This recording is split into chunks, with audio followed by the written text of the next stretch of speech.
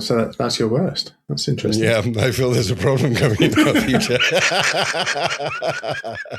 You can't see her face, everybody, but I can. All right, enough about the worst Hurst, possibly. Let's hear about the first Hurst. Yeah. Top 5 Face-Off contains adult themes and language that some people may find offensive. Listener discretion is advised. He's Matt Hurst. He's Matt Squirrel. And this is Top 5 Face-Off, the official world ranking of everything. What are we ranking today, Hurst? Well, Squirrel, today we're going to be ranking the top 5 movie villain schemes. Coming right up after this. If there's more than one, then there's a best and a worst. If there's more than 5, call Squirrel and Hurst. It's the top 5 Face-Off. Actual fact. It's the top 5 Face-Off. Facts are exact. Top 5 Face-Off. Top 5 Face-Off. Official world ranking. What's next? You decide. Good morning, good afternoon, good evening, or good night. Welcome back to the show, Rankers. And for any new Rankers, welcome. If this is, in fact, your first time, Squirrel, why don't you tell these lovely new people what we do here and why we do it? Yeah, hello, excellent new Rankers. This is Top 5 Face-Off, the official world ranking of everything. Each episode, we have a random subject chosen for us by our Patreons, and we pick the top 5 and the worst in that subject. And then you, the ranker listening along at home, you go to our website, top5faceoff.co.uk, and vote. Tell us who is correct. One of us is always correct. But of course, we do not like to get straight to the point because we are British. So, what's been going on? It's been hot, Hurst. Yeah, it's been well hot. Proper record-breaking hot. We did a podcast before it was record-breaking hot, and now it's even more record-breakingly hot. Which actually does feed into that thing you were saying last week about what if new stuff comes out? Do we have to redo our lists potentially, like when we're breaking records? We've already broken that record, I guess. Yeah, exactly. That information that we offered on that particular podcast is now out of date because it wasn't record breaking. Well, it was at the time, but it's not anymore. And if you listen to it now, we're basically lying. Well, hang on. No, it was record breaking. It's just no longer the record. Yeah. So if you listen to it now, it's false information. Tricky. All right. Well, be sure to check the date on these things, Rankers, so you can be aware of when we recorded things. There you are. Solved it, Hurst. Yeah, and if you do think that we've made a mistake and you haven't checked the date, just send us a message anyway, and we can let you know what's going on. Hello at top5faceoff.co.uk. Yeah. Good stuff. This is a powerful episode already. Powerful episode. We've really found our flow. I'm fucking thrilled. We've been recording this for 5 minutes. I reckon we're going to be, 2.5 minutes in, or 40 seconds of that is fucking theme tune. Oh, Jesus. Yes, so it has been well hot, record-breakingly so, and just devastatingly, even when you go out of the house at like 9, 10 o'clock at night, it's just like, what's happening? Still mad hot. Yeah. And we don't have pools, and most places don't have aircon. It's not like these countries, these developed countries that other people live in with aircon. Anyway, this is boring chat, isn't it? I'll tell you what's been going on that's awesome. I went to see the Masters of the Universe last week. Oh, right. Was it good?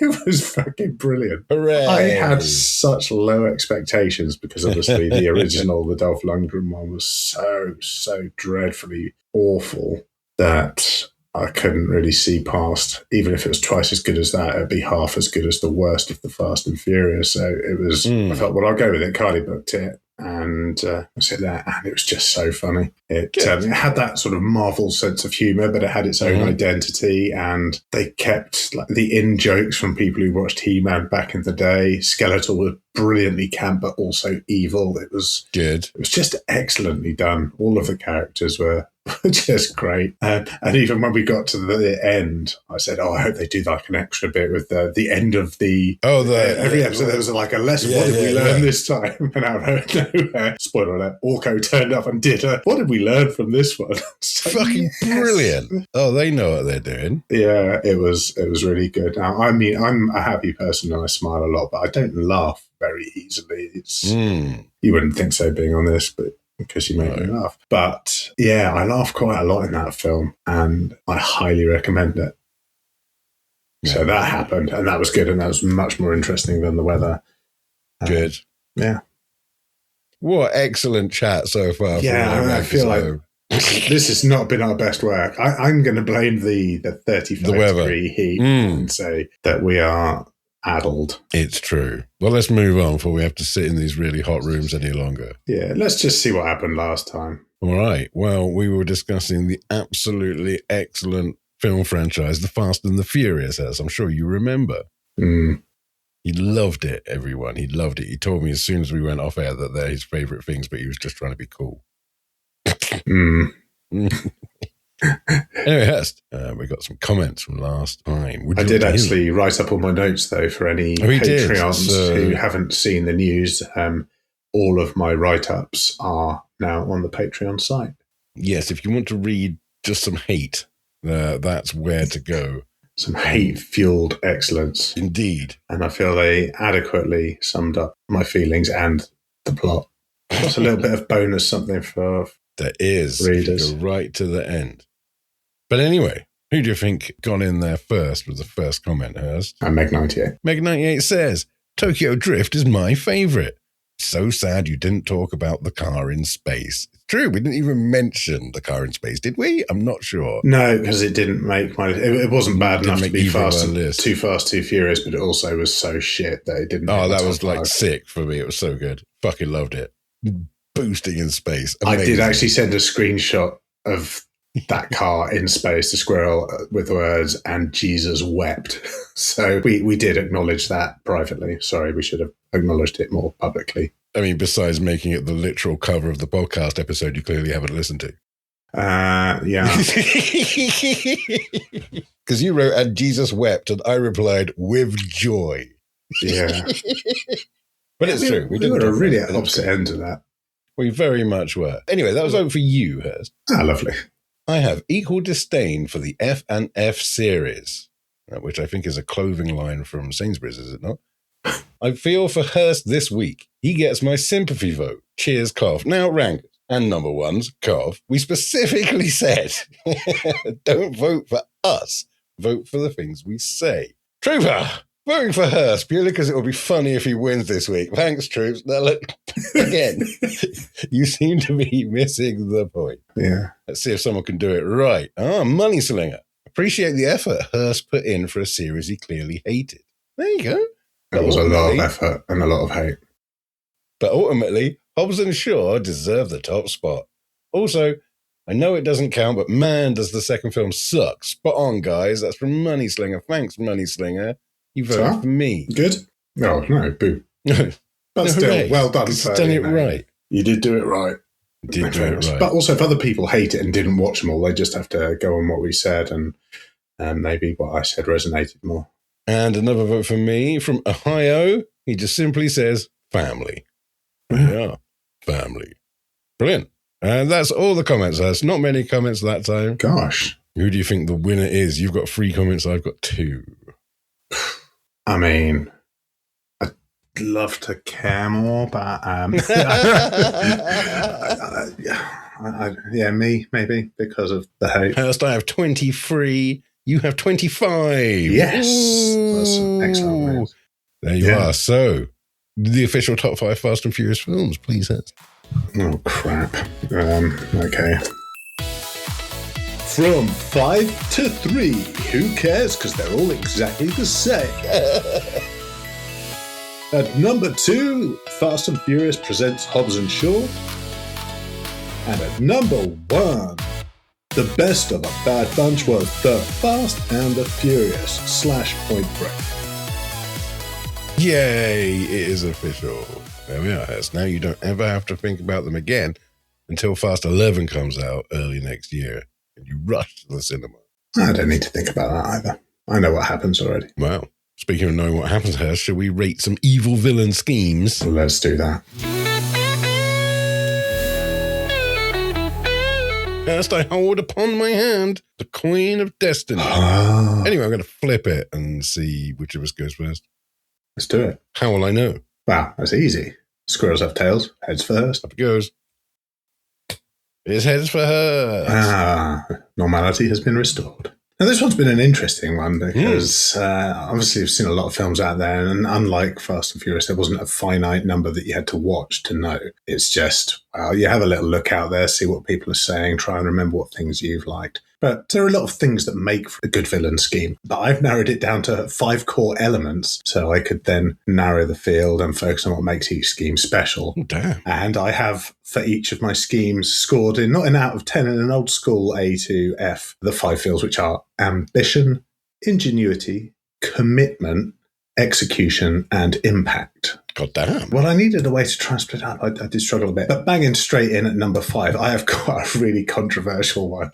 Just because, it could just as easily have been my worst because it's just such convoluted nonsense. But in this particular instance, that's what it was meant to be. And it was just hilariously ridiculous. So my number 5 is Ray Finkel from Ace Ventura: Pet Detective in 1994.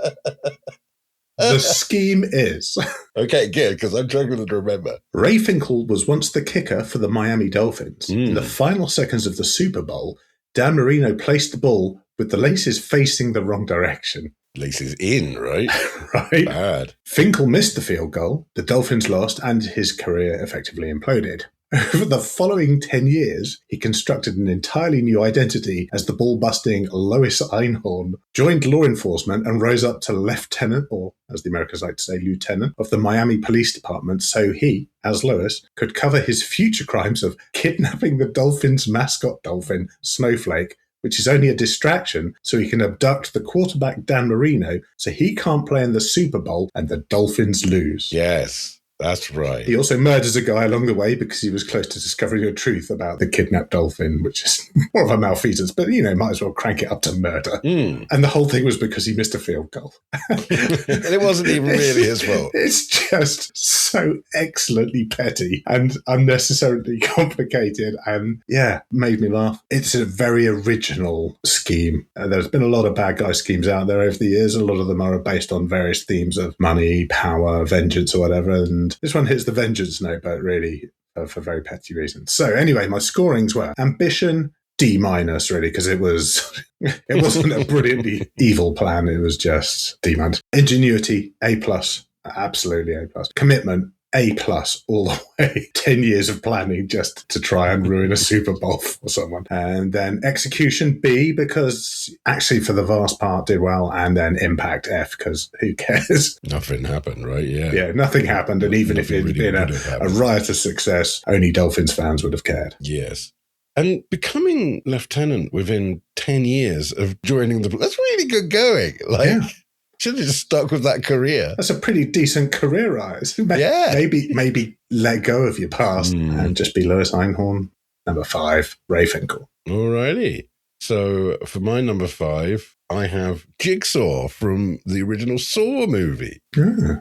Now, I don't have any grading systems, Hurst. You've been quite scientific about this, and I've just gone, oh, yeah, that one was quite good. And then put them in the right order. Lick your finger, pop it in the air. Which way's the wind blowing? Yeah. Right, yeah. And then you choose like 10, and some of them end up on the list, and some of them don't. But anyway, John Kramer was his name. Sounds a bit like John Craven, doesn't it, of Newsround? Oh, yeah. That's niche. He was known as Jigsaw, and he makes these games where you will probably die. But if you don't die, you rethink your life choices. Yeah, that's it. That's all he does. He just wants people to be better versions of themselves. He is a project manager, and he makes all these contraptions and plans, and he does his research, and if people survive it, they tend to come out of it better.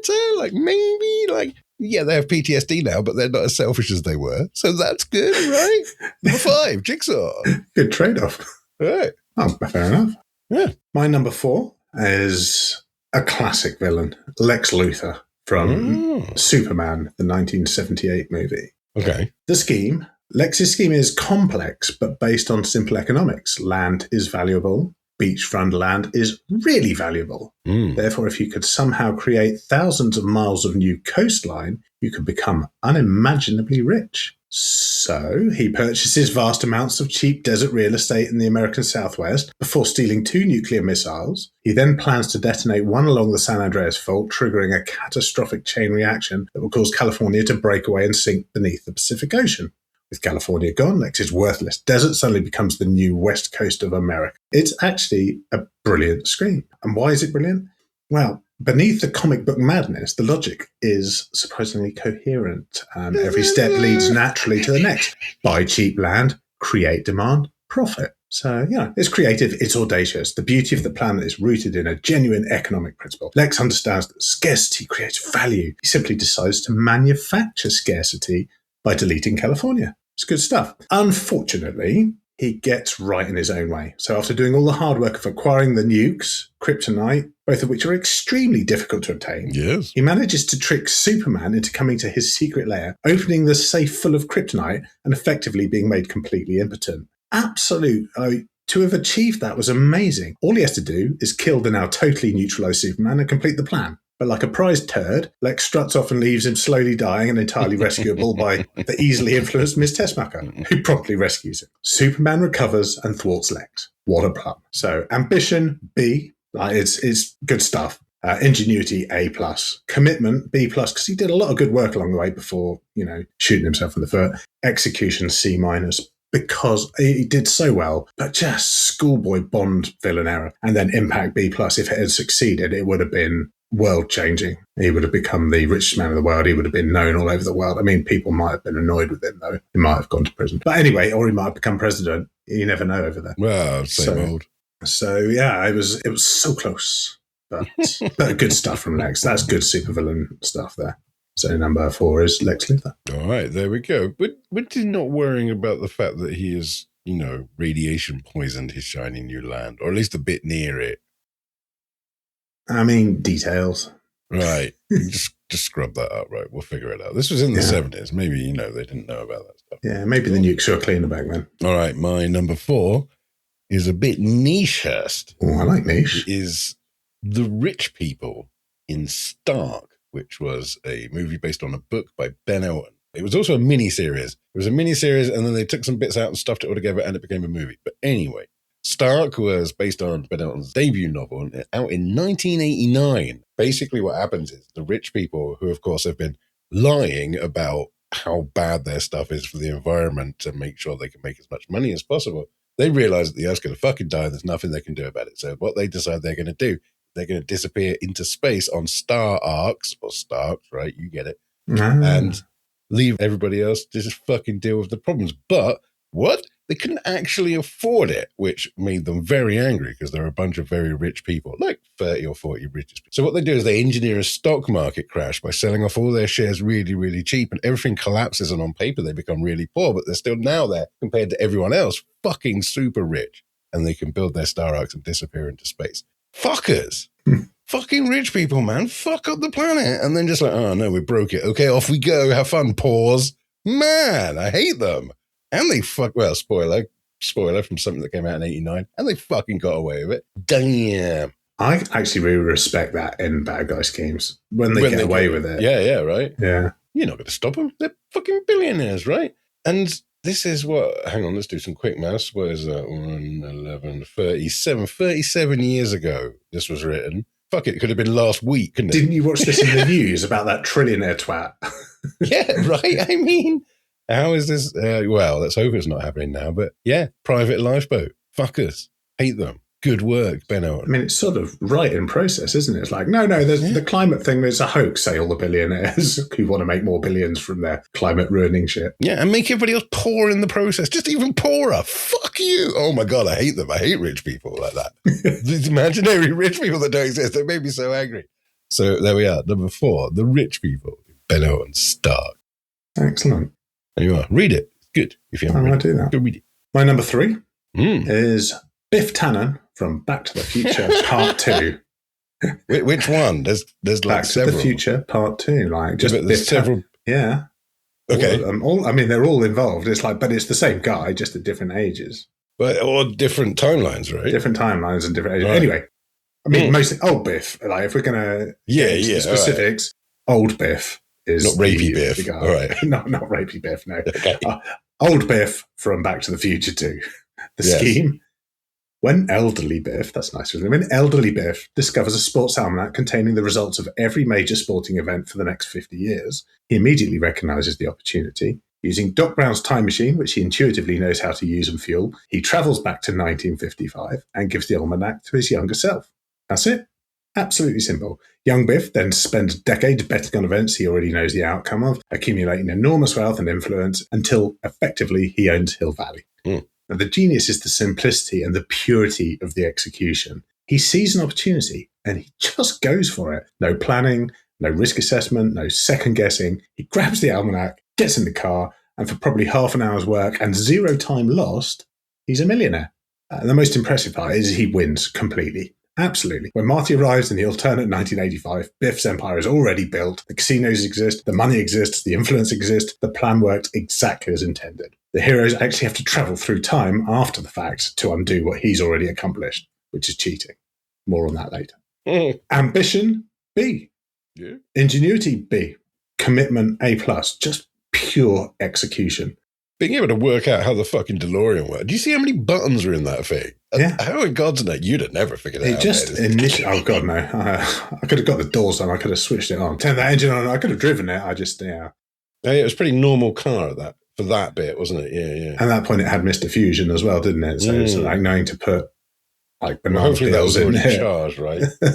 Anyway, so commitment A+, execution A-. He should have trashed the car when he got back to the future. That's the only bit he didn't do right. If he trashed the car, perfect. Impact C+. It's no supervillain scheme, but it was formulated and executed extraordinary efficiency, and I admire that.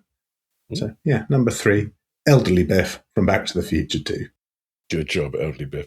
Now, going by Back to the Future time travel mechanics, did elderly Biff ever benefit from that? Or did other Biff in the different timeline benefit from that? Or did he go forward to the elderly time? I'm not sure how it works with Back to the Future. It's difficult to think on it too much because it does fall apart pretty rapidly. Technically, from the moment he gave that to Biff, when he went forward in time, it should have gone back to his new timeline, which means he would have never gone back to the time where Marty and Doc were, because that was a different timeline. Yes, and they would have never seen the car again. So the whole franchise does fall down there. But we're going to skate over that because the important bit is not that they ended up winning in the end by going back in time, that actually Biff saw an opportunity and just immediately executed on it. That's entrepreneurial spirit that would get you somewhere. And it did. He didn't just drive the car. He flew the fucking car. I've just remembered. Oh, my God. Yeah. But then cars did fly. Cars did fly. Maybe so that wasn't new to him. Yeah, that's true. Yeah. There we are. Solid choice. Yeah. And he got the girl, of course. Yeah, he did. She may not have been pleased about that, but no, that was a rapey Biff in full flow, wasn't it? Yeah, that was Marley's mom, although not, I guess. But anyway, weird. Cool. Let's not think about time travel anymore. My head will break. My number 3 is Simon Gruber from Die Hard with a Vengeance. Yeah, no, fair play. That was something that I read a lot about. Yes. Now, you could argue it's not so much a scheme as a plan. I don't know what the actual difference between a scheme and a plan is, but his plan was so fucking good. Like, it was spot on. He had everyone thinking he was just out for revenge for Han. And that was once they'd found out who he was. They didn't have a clue before that. But no, he was doing a really good bank robbery. No one even fucking realized until McClane lucked in at the end, like properly lucked in. There was no skill involved. And it was just, he so nearly got away with so much money. And he looked like he was just being a terrorist and blowing shit up for the sake of it. And even some of the people working for him thought that was what's going on. But no, the inner circle knew that what he really wanted to do was shut down all the subway trains because of the bombs and drill through the hole in the bank to steal all the gold. Because banks are full of gold, I guess, in America. Ohio, let us know. All those vaults you've been in America, they all got gold in? Yeah, probably, right? I mean, and they had a lot of gold. And the plan was just so meticulous. and so well thought out. And he was way more successful than Hans was for like 99% of the film. And Hans definitely had more style. I think if Simon had just the class that Han Gruber had from the first one, this would probably have been higher up. Are you calling him Han Gruber? Hans. I'm just missing the S. Oh, right. Sorry, it's Hans Gruber. Yes, he would have been higher on the list. But as it was, you know, he was very well acted. Let's not take anything away from Jeremy Irons and his German accent, but he just wasn't quite as cool. But he was so clever. Yeah, it was bad. And his riddles designed to put people off what he was actually doing were excellent. The film was originally going to be called, apparently Simon Says, that's what the script was called. It had nothing to do with Die Hard. And then it became a Lethal Weapon sequel. And that's why they brought in the two people working together. And then it became Die Hard, and they had to bring in Samuel L. Jackson to take the place of the other Lethal Weapon person. But there we are. Yeah. Number 3, just an excellent, meticulous, well thought out plan. Simon Gruber, Die Hard 3. Yeah. No, good call. There were a lot of contenders for this one. It did require some narrowing, hence my scoring schemes and me obviously forgetting a whole bunch of stuff as well. And now I have a suspicion that I know we've never agreed on number 1 and we're not there yet. Apart from the 2 times we've agreed on the number 1, but sure. Yeah, but yeah, not when it was, only when it was obvious. Right? Well, that's true. That's true. It has been obvious from the start. Whereas this one is a bit more, subjective. We're not, there's not a chance. Okay, fair enough. I don't think. You never know. My number 2 is John Doe from the film Seven. Oh, yeah. So John Doe, played by Kevin Spacey. Boo. Don't worry about that. We're looking at the villain scheme. We're not looking at the true that played. Right, doesn't it? Even the film could be shit. It wouldn't matter if the scheme was good. Yeah, exactly. So John Doe is the bad guy, and his scheme, he spent years constructing a serial killer masterpiece so that a detective would murder him on cue. So he believes society's become morally bankrupt, so he chooses 7 victims, each representing one of the 7 deadly sins. So the one he killed, gluttony, forced to eat until his stomach ruptured. I mean, it's a really gross film, but it's really intense, a real thriller. Greed, a lawyer forced to cut off his own pound of flesh. Sloth, kept alive and bound to a bed for a year in extreme conditions. Ghastly business. Lust, a man forced to kill a sex worker, also in a horribly grisly way. Pride, a model whose face was mutilated and was left with the option of death or living disfigured. Chose death. Envy, John Doe himself, who murdered Detective Mills' wife because he envied the detective's life. And finally, Wrath, Detective Mills, who gave in to his anger and executed John Doe, completing the plan. Again, spoilers, but we are talking like 95 or something. Yeah. So, catch up. The murders are effectively grisly art installations, but with immense detail and clues that ultimately lead the detectives themselves to become part of the final piece. And why the plan works, the brilliance of John Doe's scheme is that he is not trying to escape capture. In fact, capture is essential to the design. He needs Somerset and Mills to follow the trail exactly as he's laid it out. And by the end, he's turned himself into the final piece of his own masterpiece. The investigation, the victims, the detectives' reactions all become part of the same carefully engineered conclusion. I mean, it's really clever writing, but it's a horrible thing to watch, but it's mesmerizing, really good. And he's a strong candidate for most elaborate, certainly. And the murders are planned months, maybe years in advance. Every victim is selected very deliberately, and he's manipulating the investigation right from the start. It's so good. And the ending only works because he understands Mills and exactly how he'll react. Great stuff. It's one of the rare villain plans where the villain achieves exactly what he set out to do. Everything goes perfectly. I'm calling Biff's like he did it. He did his bit. Then they cheated to get past it. But no comebacks on this one at all. He set out exactly what he set out to do, achieved, executes his plan. And the victims, but perfectly. And he wins. No one saw it coming. Everyone was blown away by it. Ambition, A. Ingenuity, A+. Commitment, A+. That oh, God, yeah. He was doing it for years. Execution, again, A+.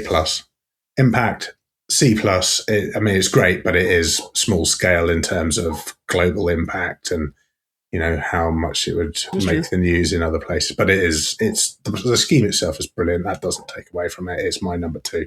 Excellent stuff. John Doe from Seven. Excellent. Solid choice. Yeah, he absolutely nailed what he was going for. No leeway in that. It was spot on to the letter, right? Didn't have to deviate the plan at any point. Just planned it, executed it. Just so excellently done. What's in the box? There you go. It's my plan, motherfucker. Cool. My number 2 is Ozymandias from Watchmen. Ah, yeah. So Watchmen was a movie which was based on a comic, and the comic is brilliant. If you haven't read that, sorry, it's a graphic novel. It's not a comic. It's one. It's brilliant.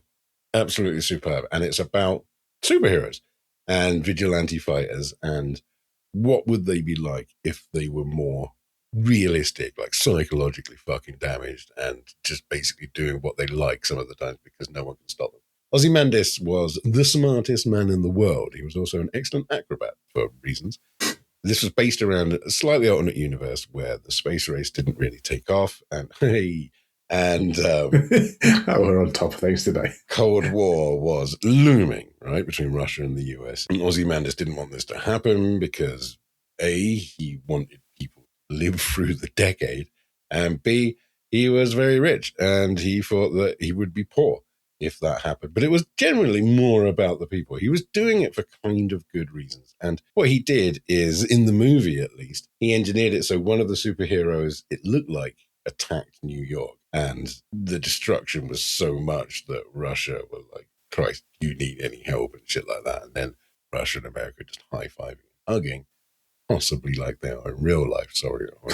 In the comics, he magicked up a psychic alien beast, which had the exact same effect. It destroyed New York and la la la la. The best thing about it, which I like, which is just the moment when you're reading it, or if you hadn't read it when you watched it and found this out, was 2 of the heroes had gone to his hideout. They knew what he was going to do, so they've gone together to stop him. They reckon together they could probably do it. And they get there, and he monologues his scheme at them. They're like, we're not going to fucking let you get away with this, buddy. And he goes, what are you talking about? I did it half an hour ago. And it was just like, oh, shit. And it's like, smartest villain ever. Because he tells them the plan after he's done the plan, and there's nothing they can do about it. And he's fucking done it. New York is destroyed. The nuclear war / Cold War is over. He wins. Ozymandias. Brilliant. Nailed it. Yeah, fine work, Ozymandias. All right. So that's it, right? We're on to the worst first. Yeah. Yeah, we are. Right. Cool. Who have you got? Sorry, I didn't put as much time into this one because, again, there were a few contenders, but mine was Mr. Freeze from Batman and Robin. The scheme was freeze the entire Earth. Yes. Now, the problem is everyone dies, including the people you're trying to save. Including your wife, which is Mr. Freeze's whole thing. Oh, my wife. Everyone's dead. Like, what have you gained? So, yeah, and you know what? It's just lazy because he's Mr. Freeze is like, what am I good at? Cold. Well, I'll just freeze the Earth.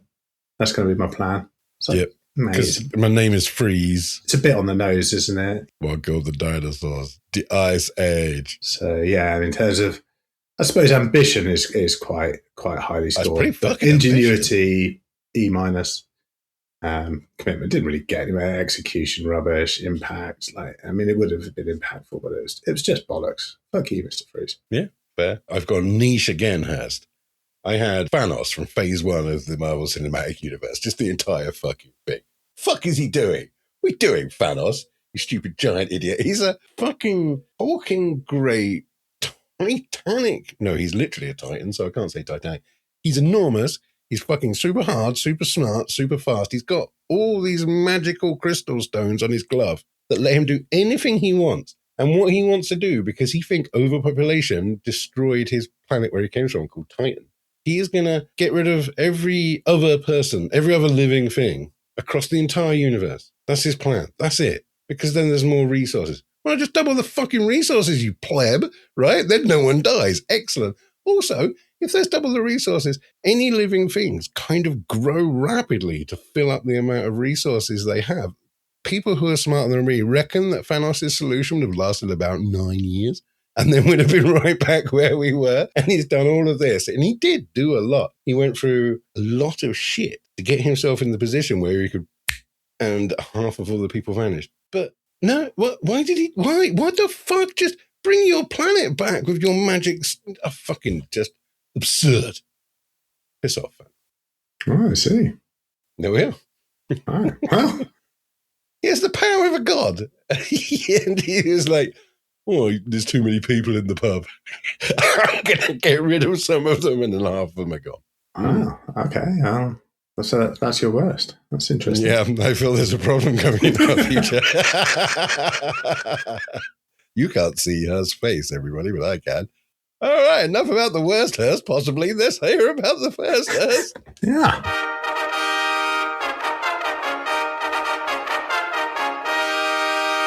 Okay, so my number one is Thanos from Avengers Infinity War. Woohoo! This is the second time this has happened. The scheme: Thanos believes life inevitably consumes more resources than are available. Having witnessed the collapse of his own world, Titan, he becomes convinced that the only way to save the universe is to reduce its population. And of course, all the nerds on Earth have gone, no, because they have a truly broad view of the whole universe, unlike Thanos, who is Titan and actually does have a view of the whole universe and can see what's going to work for it. Anyway, that's fine. He's convinced the only way is to reduce the population. So he travels the galaxy collecting the 6 Infinity Stones, which is mega. Like, to be able to do that, no one else could do that. Only Thanos is like, yeah, fair play. Unite them in the Infinity Gauntlet, which he had specially made, and wipe out half of all life in existence with a single snap of his fingers. Not one half of the planet, one half of all the life. Making space for regrowth and people to, develop in new and interesting ways.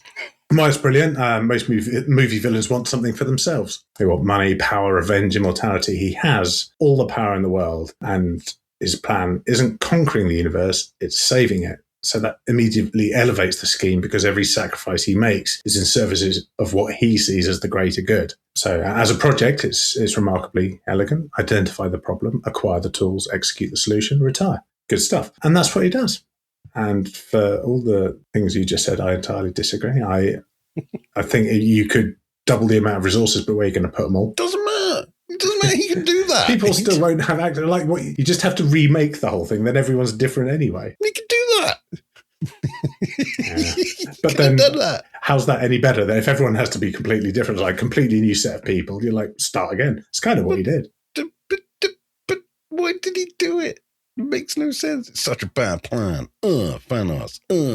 Because there are like 200 billion galaxies, and in each one of those, or 200 million galaxies, each one of those 200 million stars, and around each one of those probably a stack of planets. Like, of all the planets, like all of the trillions and trillions of planets, I've not got time to go and organise all of them. It's just like, wipe them all out, let them start again. Well, not all of them. He didn't wipe them all out. It's like, right, half of everything's got. It was dispassionate. It wasn't malicious. It wasn't, right, all the rich people are all the twats, all the people I don't like. So, not like a genocide, not a focused kind of, this is a people I hate. This is half of everything's just gone. Rebuild. Well, there we are. I think it's a remarkably elegant plan. I think the fact that they went back in time and cheated and undid it, I was like, no, I know better than that god in the sky. It's that's because they killed their mates. Yeah, having that, and they killed Groot. Yeah, so they can't look at it dispassionately about what's actually best for the universe. They're looking about it as like, no, we want to save Earth and like some of our other planets we like. And Groot. So yeah. Anyway, ambition A+. Like, that is a big fucking plan. Ingenuity B+. He knew what he needed, and he had the tools, but he did have to get around a lot of places to get the stone. So it requires some ingenuity. But true, ingenious but wrong. Commitment A+. Like, he went full way, nailed it. Execution A+, because he did it. He succeeded. And impact. Massive A+. Is there anything better than A+? A++? S. eBay? Just spectacular work. And because of all of that, just the whole way down, I gave him B+ because I don't like to see straight A's anywhere. But right, okay. Yeah, just heroic villainy. Great scheme. All right. There we are. Well, so that thing where I thought we might have the same one, that kind of went a different direction. We kind of had the same one, just in different places. Okay, let's see. Ultimately different places. Well, mine is also from the MCU, Hurst, but I have chosen Baron Zemo from the MCU. Now, this may not be a name that you immediately pick up, but Baron Zemo was in Captain America Civil War. He was the little, I think he was Hungarian dude who, of course he wasn't Hungarian, he was Sokovian. Of course he was. That's very important, because in Age of Ultron, his family got killed by the Avengers, not on purpose, but just as Ultron was smashing shit up and they were smashing shit up, Zemo's family died. And he decided he was going to fuck up the Avengers. And he was just a dude. He was a psychiatrist, right? He was a doctor. He wasn't somebody that could fire lasers out of their eyes or some shit. So he's got no chance of beating any of the Avengers up. So what he does is he just makes them hate themselves. He frames the Winter Soldier for the UN bombing and uses the Winter Soldier programming and ultimately revealing that it was Bucky, the Winter Soldier, who killed Tony Stark's parents. And not only this, Captain America knew about that. And obviously when Iron Man found out, he was very, very cross and they had a big fight, which was an excellent big fight. All of this is just completely pure and like from his point of view, there's no violence he committed. And it actually works, much like the previous plans we've been hearing about. It works fine. They get into a big fight and beat each other up and the Avengers are basically over from that point. And there are so many people in Civil War, it might as well have been called Avengers 2.5 or something, because they're all fucking in it apart from 4 because they had to get rid of 4 and Hulk, otherwise they would have just come down and go, no, stop it, and crack some heads about. But anyway, ignore that. He is a rare MCU villain because his plan is small scale, it's personal to him, but strategically it was massive. He doesn't want to conquer the Earth. He doesn't want to kill 1 in every 2 people across the entire universe. He just understands that family groups, which the Avengers were, fall apart when you kind of take away the trust they have between each other, especially with egos as big as some of them in the Avengers. His superpower is reading the fucking room, basically. And he did it superbly and nearly brought about the end of all the Avengers. And I believe, if I'm remembering rightly, he pretty much did until Thanos showed up and started swinging his big sword about. So, is it a sword? Do you call it a sword if it's got 2 ends? What's that? You do weapons. I don't know. Ask Darth Maul. He knows what they're called. It's like a staff, but a double sword. A sword staff, a helicopter sword. It was clever, but yeah, no, we're miles apart again. I guess that's always good fun, isn't it? Yeah, it is. Of course he didn't want to destroy all of half of all life because he's a tiny little human with no view of the universe as a whole. And he's one of those people who might just be suddenly not there anymore. Well, that's true. Or he's a doctor with a base understanding of how these things work and, a base understanding of how the whole universe works, like all doctors do.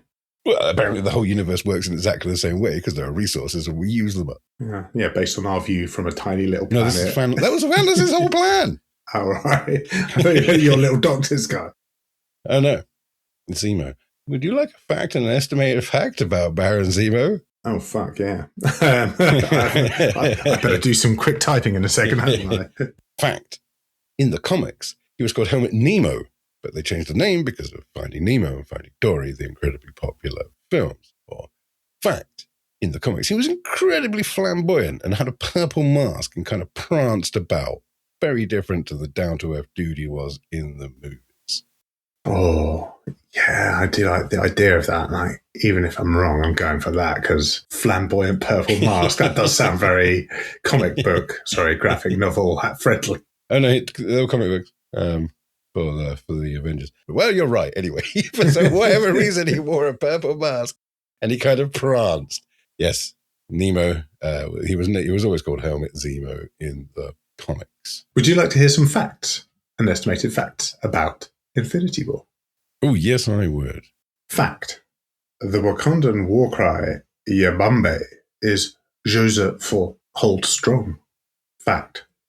The security for filming of Avengers Infinity War at Durham Cathedral was so tight that not even the cathedral wardens were allowed access inside. Pretty sure the battle cry means Wakanda forever. So we'll go with the second one. You are correct. The security for the filming of Avengers Infinity War at Durham Cathedral was so tight that not even the cathedral wardens were allowed access inside. Seems unfair. I know.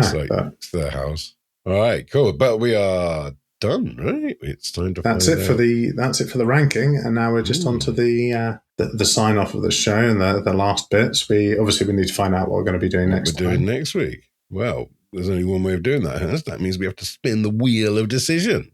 Well, spin that mother. All right, here we go. Nothing new on the wheel from last time, Hurst. Although that said, we got some gaps. Some people owe us things. So, well, there's certainly still plenty on the wheel, it's got to be said. Yeah. But if we have covered your topic, you can put another thing on the wheel if you're still a Patreon, so let us know. But enough of that rubbish, Hurst. Shall I give it a press? You give it a go. Let's see what happens. And And it's going to be, oh shit, oh no, oh God, Hurst. Meatloaf songs. It's better than ABBA, I suppose. Meatloaf's all right. I mean, all his songs are like 12 minutes long, though, aren't they? Ah, good. Well, certainly a few of them are. Meatloaf songs comes from Kovac, one of our number ones. Thanks, Thank you very much, Kovac. We will cover that. And while we're talking about number ones, I'll tell you what, I bet Meatloaf have done a fucking lot of songs. So standard rules, only albums, no B-sides or anything like that. How many albums has Meatloaf made? 12. Unfortunately, I've got to drive down south tomorrow, so that's going to fill some hours, isn't it? That certainly is. And I'll tell you right now, you don't have to worry about the last three or the first one. So that'll cut it down somewhere. Okay. Bat out hell free and then stop. Okay. You're dead ringer for love. So we need to, obviously, big shout out for our number ones. Yes, indeed. And in what voice am I doing it this week? Well, going right back to the start of this podcast, I think it's time to bust out some Skeletor. Obviously, cartoon Skeletor, not whatever he sounded like in the movie. Did he sound right in the movie? He was played by Jared Leto. Yeah, I know. And he did it brilliantly. It was so he did it with an English accent. It was a weird one, actually, because a lot of the English actors were doing American accents and American actors trying to do English ones, but his was pretty good. He was great. He was an excellent Skeletor because he was intimidating and frightening, but also really camp and a bit, they want to take the piss out of him, but they're scared of him. So, no, very good. So, original Skeletor. I can only think of what I think he sounds like. Well, so that's what's going to happen right now. We're going to do what I think he sounds And if my maths is correct, this is Ohio's last turn as well. So, well, you know, it's a good one to go out on. So, our number ones. Jeff Paz, you're number one. Goddess Jasmine, you're also number one. Gaz Chap, you're number one. Kovac, you're number one. In Ohio, you're number one. On a temporary visa. True. And Hurst, Money Slinger is now number one as well. Money Slinger, you're number one. Oh, Money Slinger, welcome to the ranks. He's slinging that money like I believe we told him to do 3 or 4 months ago now. It went from being all talk to now being all action. There we go. There we go. So there we are. Yes, thank you very much. Our number ones, they are our very favourite patrons, although we love all our patrons and we love all our rankers. Yeah. We just love you more if you pay us. Yeah, definitely. Quite simple, really. Other than that, we'll be back in 2 weeks' time if you want to find us before that. Yeah. We are hello@top5faceoff.co.uk. We are on Facebook. We are on Blue Sky. We are on YouTube. We are on fucking everything. If you search for Top 5 Face Off, you will find us. But what if the thing you're looking for is some art? Where can you get some art? You should definitely contact Hurst about that because he does do art. And he talks about himself in the third person whilst he's talking about art. Weird. Isn't that weird? A bit weird. Yeah, but go to doghouseart.co.uk or go and find me on Instagram on @dog.house.art and have a look at what I do. If you've got your own ideas of something you want to do or you want me to do, then let me know. I'm working on a commission still at the minute, but I was also thinking I might start doing a James Bond series afterwards because that might be quite good fun. I could do James Bond villains, and maybe some James Bond cars. I'm not settled on anything out, but that's where I think I might head on the next one. So yeah, that's where you can get your art. Excellent. Before we sign off, though, I think, do you remember why Ohio became a volunteer? He named our number one. Yeah. Yeah. I think it's important that we just remind the rankers and the Patreons and the number ones that that's why Ohio's managed to get a temporary visa as the number ones, because it was him that came up with the name. Well done, Ohio. He also made you watch all the Fast and Furious movies. Yeah, I know, but I try not to hold a grudge, especially with the number ones. Unlike Thanos, motherfucker. Yeah, I don't feel like it was a grudge. It was just a solution to a problem that needed solving. All right. Well, there we are. We're back. 2 weeks time. It's fucking hot. Hurst and I are getting out of here. Not that we're in the same place, but we are both in equally hot places, I suspect. Mm-hmm. Please rewind this podcast for the next person that comes along, and we will be back in 2 weeks' time for the top 5 Meatloaf songs. All right. See you later then, Rankers. Love you. Top 5 Face Off is presented by Matt Hurst and Matt Squirrell and produced by Powerstorm Awesomefire Incorporated. For more details and to vote for a winner, visit top5faceoff.co.uk. Thanks for listening.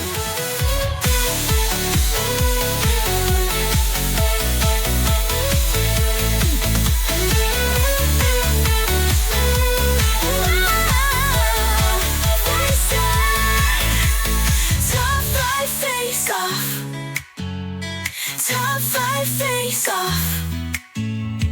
Top 5 face off.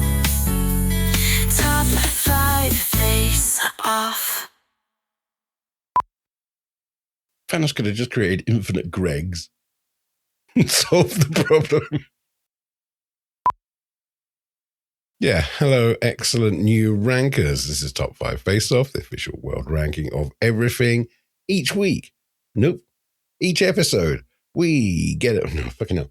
Each episode, we have a random subject chosen by us. Fucking hell, Hurst. It's hard. That's all right. Once we've done it a few times, you'll get used to it. Yeah, that's true. Hello, rankers. Squirrel here. That's it. There's no more outtakes. We were... That's one. Fuck. But otherwise, yeah, that's it. We were either somewhat professional this time around, or the stuff I didn't put in is because it was just so fucking boring. See you in a couple. Top 5 face off.